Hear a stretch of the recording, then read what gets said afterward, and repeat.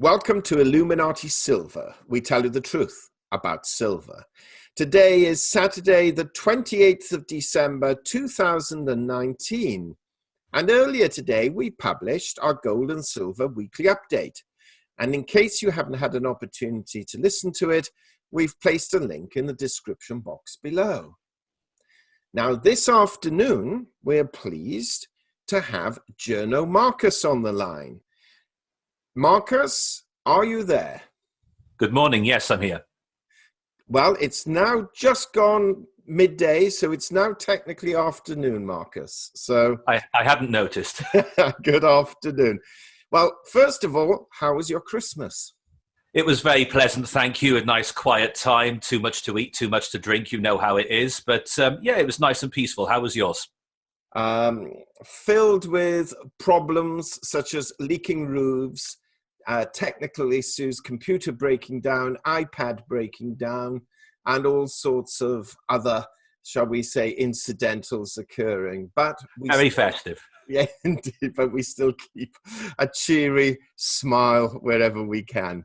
Marcus, we've been interviewing, controversially, Greg, a few times in recent weeks, and we thought we'd get your take as to what may be catching your eye for 2020.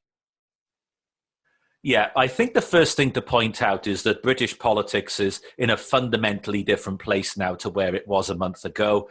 Boris Johnson has a sizable majority of 80 in the House of Commons, which for those, particularly in the United States, those who don't understand the British parliamentary system, it's quite straightforward now. We had a lot of knife-edge votes for the last 2 and a bit years.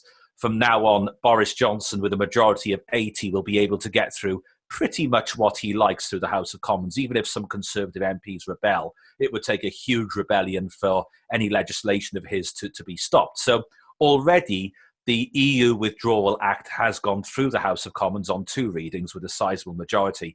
When we return in January, what I think is going to happen first of all is that the House of Lords, they can delay the way it works. I'm not going to go into the full constitutional arrangements we have in the United Kingdom, but the House of Lords can delay it to an extent. I think they will kick up a bit of a fuss insofar as the House of Lords is dominated by unelected peers who support Remain and are hostile to Britain leaving the European Union. But they can only delay it up to a certain point. So it seems very likely indeed now, indeed close to certain, that the United Kingdom will leave the European Union at the end of January. But that is the beginning rather than the end of a process, because what will follow, particularly between start of February right up until July, is months of quite complex negotiations as to what the future relationship between the United Kingdom and the European Union will be like in terms of trade and other things. And I think there are various pitfalls Boris Johnson's negotiators need to be aware of as these discussions take place. Well, interestingly, America is now at the sort of point where it appears, at least, if President Trump and the Chinese ministry are to be believed, they are on the verge of signing phase 1 of their trade deal. Now, if that happens, that's going to be very good for stock markets if they haven't sort of fallen before that time. Equity markets now towards the end of the year are on a tear, but gold and silver also going up, but the dollar's taken a slight hit, actually. The dollar index sort of hovering now around the 97 level.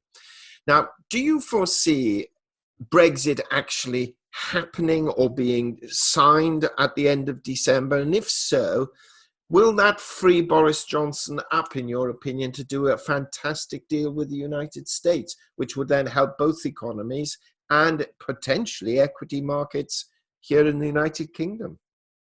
Well, the first thing to point out is that in theory, the United Kingdom leaves the European Union at the end of January, and then it's all about what the future relationship will be like. In the interim, the UK will effectively still be obeying all EU laws, and trade will continue in a similar vein. But what we're seeing at the moment is that in the world of business, whatever business it is you run, whatever it is you're into, the business world can handle bad news a lot better than it can handle uncertainty. And what this sizable victory for Boris Johnson's Conservative Party has handed is a stability. And I'm not saying it is bad news, far from it, But what will happen is we will get to December of next year and we'll know where we stand one way or the other. Now, I think there will be a deal of sorts, and I also predict that the likes of Nigel Farage will tell us it's a bad deal, even if it's not. I think there's an element of we will have to accept that neither side will get everything it wants, and there will be an element of compromise. Politics is the art of the possible. There may be elements of it that make us feel a little uncomfortable. However, the big pitfalls are look out for wording in legislation that says that certain elements can't be ended indefinitely in the eyes of the law. But the big thing we must avoid, and I think Boris Johnson and Dominic Cummings as chief negotiator will acknowledge this, is that we must be outside of the customs union, because if we are inside the customs union, that will make doing a trade deal with the United States and elsewhere particularly much more difficult, nigh on impossible. Particularly in regards to goods. It's less important so far as services, and we are, to a large extent, a service-based economy. But in terms of goods, tangible things that we make and trade, if we're inside the customs union, forming trade deals with the United States and elsewhere will be very difficult. The other thing to be aware of is even when all that is written down and we know what the future relationship with the EU will be, forming trade deals does take a bit of time. Now, the Prime Minister of Singapore, for example, who is the son of the great Lee Kuan Yew, he actually plonked a huge document on a table in front of him and said, this is the draft of what a trade deal will look like. Well, okay, obviously they have a template which they use for this sort of thing. And I'm guessing that the Trump administration has got similar ideas. But we have to be aware that there will be a period of maybe 2 or 3 years between us having left the EU and any future trade deal being in place. But long term, and I do play the long game on this, I've been playing the long game since the mid-1990s, where as a schoolboy I was already a Eurosceptic. I'm willing to wait another 2 or 3 years, and I'm willing to also to accept there may be a little bit of short-term disruption and inconvenience as our economy and our economic arrangements are rebalanced. Well, that's interesting, because come November, bleak December next year, there is the presidential election. So President Trump may or may not be re-elected. So one would hazard a guess that at least a headline agreement would be in place with the United Kingdom, as it would certainly, in my opinion, help from a publicity point of view, that he is forging wonderful deals with allies across the world. But we shall wait and see. What else is sort of reaching your attention for 2020? Any concerns or any opportunities outside of Brexit now? Well, I'm looking at the situation in the United States with the presidential election. And the one thing as an outsider looking in, and I followed the candidate debates and so forth, there's nobody in the Democratic Party who to me is a standout candidate. There's no one who's got that wow factor and say, yes, that looks like a president in waiting. There's some relatively competent looking candidates, but nothing that's got that spark about it. And I think the fact that they're looking to the past to such an extent with Joe Biden and Bernie Sanders, these are people who are well into their 70s and will be pushing on 80 by the time that they actually take office. And it does, from a point of view of a two-party system, you need to have an opposition, whether in the United Kingdom or the United States, an opposition that looks like a government in waiting. And in the case of the British Labour Party, we certainly don't have that at the moment. And I do wonder in the United States, are they going to put somebody, have they got somebody who is strong, has a very clear idea of what they want to do, who will seem like a credible alternative to President Trump, so that the people of the United States have a real choice to make come next autumn? But if I was going to put money on it now, and I'm not going to, I would say that President Trump, despite all that's gone on with the impeachment and everything else, is likely to win and win big next autumn. Do you think perhaps if Bloomberg becomes the nominee, because of course, as you know, he's not entering the fray yet until the first 2 or 3 caucuses are out of the way, but it is quite possible with his money that he could, later in the year, potentially pose a real threat against the Bidens or the Warrens, whom it certainly seems the party doesn't necessarily want to win. Would he be a credible candidate, in your opinion? The one thing I would notice about Bloomberg at the moment is that I watch quite a bit of American television. I've got access to American television at home here. And on New York television in particular, the amount of TV advertising for Bloomberg is enormous. Mm. He may not have entered it officially, but good grief, it seems like every ad break is Bloomberg telling us what a wonderful job he's done. Mm-hmm. And almost telling us, but not in so many words, why he should be president. So his profile is already there. And it's going to raise further. But is he the person really who can offer a clear, tangible difference to what Trump is offering to take America in a different sort of direction, and one that the American people will buy into? Because the one thing, there's a big cultural difference between America and the United Kingdom, I think, in that in the United Kingdom, socialism, although we've experimented with socialism in various forms from the end of World War II right up until Margaret Thatcher became Prime Minister, it's not the absolute dirty word here it is in America. And America seems to me, they're suspicious of government getting too involved in their lives. Now, we have a nationalized health service in the United Kingdom administered by government and paid for out of taxation.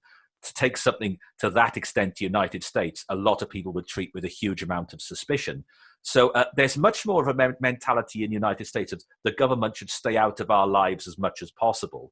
And therefore, defining what the Democratic Party stands for and offering a different vision to Trump, and a positive vision, because we got toxicity in this country, but the toxicity in American politics at the moment is off the scale. So appealing to people's hopes rather than to their fears and offering them something different. I'm not saying Bloomberg is necessarily the man to do that, but if the Democrats are going to have a realistic chance of winning control of the White House, they're going to have to offer an appeal to people's aspirations and to people's hopes. At the moment, they're not doing that. There just seems to be a lot of negativity and a lot of toxicity. I wouldn't disagree. I suppose the great advantage Bloomberg has over all the other candidates is that he could spend $1 billion or $2 billion on his campaign out of his own pocket, not being beholden to anyone, because the guy is worth in excess of $60 billion, can blow Trump out of the water in terms of financial spend, although we have to bear in mind Hillary did as well at the last election and lost. And if I were Bloomberg standing, I would say I'm a real billionaire, not like Trump, a pretend billionaire. Whether Trump's worth a couple billion or not, 60 billion versus 2 billion is a huge, huge disparity. And even if Trump is worth the 10 billion he claims, well, 60 billion still outranks him. Having said that, of course, their policies are somewhat different, particularly on arms control and this sort of thing. Yeah, and I think the thing to point out is that to see the extent to which breakdown in how we consume news and news media has changed over a very, very short space of time, certainly compared to a decade ago. Here in the United Kingdom, for example, BBC News viewing figures have fallen by 54% in the last 5 years and by 19% in the last year alone. And a similar thing is happening in the United States. Now, well, you'll know this in the United States, Piers Morgan, who's well known in America as well. He said on the morning after the election, when Boris Johnson won his victory, Piers Morgan is now presenting breakfast television in the United Kingdom. He said Twitter has lost the election. And I agree with that, because Twitter is, and it's the same in the United States, is overwhelmingly leftist and overwhelmingly liberal. But what's happening in the United States and here is that people are deciding what they believe in and are finding stuff on social media and on the internet that backs up that viewpoint. And they're becoming more entrenched in their views and less open to seeing what the alternative view is. And they're becoming less trusting of the mainstream media, for better or for worse. And therefore, it does seem people decide what their position is going to be. They either love Trump or hate him. And if they love him, they'll look for every bit of evidence that backs that up, and will condemn anyone who says otherwise as a conspiracy theorist. If they hate him, they'll ignore the plus points about improvements to the American economy and have you, and will just look at the negative and believe he should be impeached and locked up. So people are very entrenched in their viewpoints, and that means this presidential election is going to be fascinating, because people are increasingly closing their minds, it seems to me, rather than using the internet and the plethora of information that's available to them now that wasn't available a decade ago. They're using it to narrow their minds. by just looking for things that reinforce what they already believe. It's a form of confirmation bias, I think. Totally agree. And in fact, Greg and I had this discussion only a few days ago. And the unfortunate thing is it doesn't just apply to politics, of course. Even in the business that we're in, talking about gold and silver, either for stackers, collectors, or investors, you have those who believe it's going to $10,000 an ounce and $100,000 an ounce because the dollar is going to collapse to zero. All of the banks are going to collapse overnight. And therefore, those holding gold and silver will become the wealthy of tomorrow.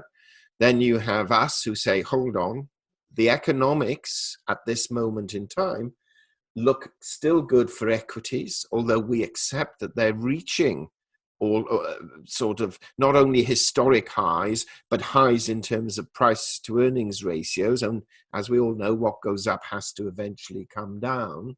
But don't naturally assume that gold and silver will reach these sort of ethereal heights that are going to make the pauper a prince, if you like.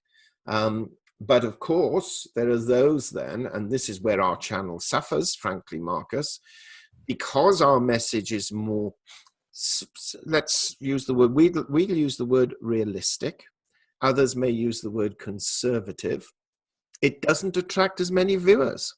Whereas those channels that say gold's about to go to the moon tomorrow morning, the dollar's about to collapse this afternoon, they will have tens and thousands of views, which is the point you're making about social media. Indeed. Well, look, I'm a working journalist, and let me give you an example which relates exactly to what you're saying. In that the model used to be quite straightforward. You'd pay your 30, 40p a day for your newspaper. That newspaper would contain a certain amount of advertising within it. So two sources of income for the company making the newspaper, people paying for the product, and the advertising within it. Now, when people are realizing, now it's the same in America, I believe that hardly anyone under the age of about 45 is buying a newspaper. Therefore, your circulation goes down. Therefore, you charge less for your advertising because fewer people are buying it. Therefore, there's less money coming in, and therefore you cut costs, and you end up in this vicious circle. Quality declines, the caliber of staff you have declines, and you charge less for your advertising. And most newspapers in this country are declining by between 7 and 13, 14% per year circulation. We don't have to be a mathematical genius to realize that that business model has had it. So a lot of them are now putting emphasis on their websites and clickbait articles. Now, the big problem we got, and I bet it's the same in America, is that newspaper websites are so cluttered with advertising, they're very, very hard to read. With the sheer amount of banner advertising is quite irritating now in many cases. But what you find is that because they want clickbait, they're going for sensationalist headlines. And that they go completely over the top, and they have to produce X amount of content per day. Journalists are being told put 5, 6 articles on a day. It's way too much. And then you start reading the article, and you realize that it's got very little to do with the headline. The headline was to grab you and to get you to click on it, but actually the story itself is either quite boring or bears no relation to the headline. And telling the truth, which is what Illuminati Silver does in its terms of its analysis. If the truth is not sensationalist and it's fairly cautious, then it's not grabbing in the same way as saying that the dollar's going to collapse, the pound's going to collapse, sell everything up now, gold's had it, what have you. If you're taking a more cautious approach, it's less sensationalist, and in terms of clickbait, you're going to be up against it. But in this, what we need, I think, and this isn't a glamorous truth, and it's certainly not a money spinner from a media point of view, is to be calm and take stock. It's like, take something else, going back to Brexit very briefly, a no-deal Brexit. There are some people who say it would be disastrous, there'd be queues all the way up from Dover, halfway up to the Midlands, and we'd all have to go and shoot rabbits because there'd be no food on the shelves and all this. And there's the other side, which is saying, oh no, it'd be absolutely fine, we'd form trade deals in no time at all, we'd get oranges in from the Caribbean and one thing and another. I think the truth is somewhere in between. I think the truth is, if there was a no-deal Brexit and we end up in that situation next December, that we would have a period of months where like, for example, I can't think of any item of food or drink that couldn't be sourced from outside the European Union if we absolutely had to. However, as companies, food manufacturers rebalance their supplies and look for alternatives in the USA, the Caribbean, Australia, or wherever, there may be some short-term disruption on the shelves in terms of what we can buy. But in time, that in a matter of months, that would rebalance itself. And there may be some awkwardness at ports as they adapt to new technology, a new way of clearance at port, and it might be a bit of a nuisance in the short term, but we would adjust in time. I think that's where the truth lies. So the unglamorous truth is caution and somewhere in between. That's how it seems to me, but I'm afraid it's not a money spinner in terms of the internet and clickbait. Right, Marcus, we've come to the end of our time, but as you know, I like to put people on the spot, and I haven't suggested to you we were going to discuss this, but where are you going to put your money in 2020? Equities, gold and silver, property? Where's it going, Marcus? I'm going to be rather cautious and continue what I've done for the last few years. I don't invest very heavily in the stock market anymore. I have a little bit of fun with it, but nothing too heavy. I've got a very boring building society savings account, which has a very low interest rate, but my money is safe and I'm not going to go backwards. And any profits I make, and I'm just paying back what I owe to the bank in terms of my property investments. It really is rather boring with me, but that's where I am with things. And for the time being, until we know exactly where we are a year from now with regards to Brexit and what the future relationship will be, I am erring on the side of caution, but it's a fairly safe bet what I'm doing. Paying back what I owe on property, putting my money in what we call an ISA account, a little bit there each month, just to steadily keep things ticking along. Rather cautious of me, I know, but I'm not in the mood for a gamble at the moment. Well, if it's any consolation, many traders are suggesting that because the UK equity markets have underperformed compared to other equity markets, and particularly compared to the United States, where the Dow and the Nasdaq and the S&P between them have risen between 30 and 40%, and in the UK, the FTSE has performed just under 20% over the last 12 months. They're saying the UK is undervalued. The dilemma, of course, though, Marcus, as we all know, is if there is a correction in the United States stock market, that has repercussions across the world. So even though our markets may be, shall we say, less bubble-like, they will still be adversely affected, which is why many of the pundits are now saying gold and silver is the only answer. It'll be interesting to see if that comes true, won't it? Well, gold and silver historically have been, if you look at the long picture, they're safer bets than many other things. But the one thing I would say, and I'm not in a position to advise anyone, and I'm not going to claim to have expertise I don't have, but what I would say is that once the whole Brexit thing is clear and we know exactly where we are in terms of what the future relationship with the EU will be, I believe there'll be a sort of short-term economic boost and a boom in the UK because people who aren't spending money on their businesses now or are sitting on a pile of cash not knowing what to do with it, the certainty about exactly where we are with things will be a boost to business because, as I said a moment ago, business does not like uncertainty. It can handle bad news a lot better than it can handle uncertainty. We're moving away from this uncertainty. Okay, we've got months of negotiations ahead, but whatever Boris Johnson and his advisors managed to negotiate, the whole business of will it, won't it get through the House of Commons, that's largely sorted out now. And we're not likely to have a general election for 5 years. We've got that sense of stability. So I'm cautiously optimistic for the future. I think there will be a post-Brexit boost, but let's see how the months ahead go in terms of what this future relationship will be. But in theory, the United Kingdom's outside the European Union from the end of January at 11 p.m. on the 31st of January. And we continue to trade on the same terms with the EU. But the uncertainty and the chaos of the last 2.5 years is over. And that in itself is cause for optimism. Indeed. And one should not be surprised if President Trump does all that he can in an election year to make sure that the American economy is as buoyant as possible in order to help his electoral prospects. Marcus, thank you very much. Thank you. We hope you have found this video interesting and informative. And if so, please give it a thumbs up and share it on social media. Please ensure that you have subscribed to our channel and press the bell sign so that you are notified of any future videos. Also, kindly visit our website at illuminatisilver.com, and if you haven't already done so, please subscribe either as a free or paying member for regular email updates and offers. Disclaimer. Illuminati silver owners come from a background of banking, international wealth management and economics. Having now retired from these worlds, we are not qualified to give investment advice. Therefore, this and other productions must not be deemed to be giving such advice and merely represent the personal views of its owners.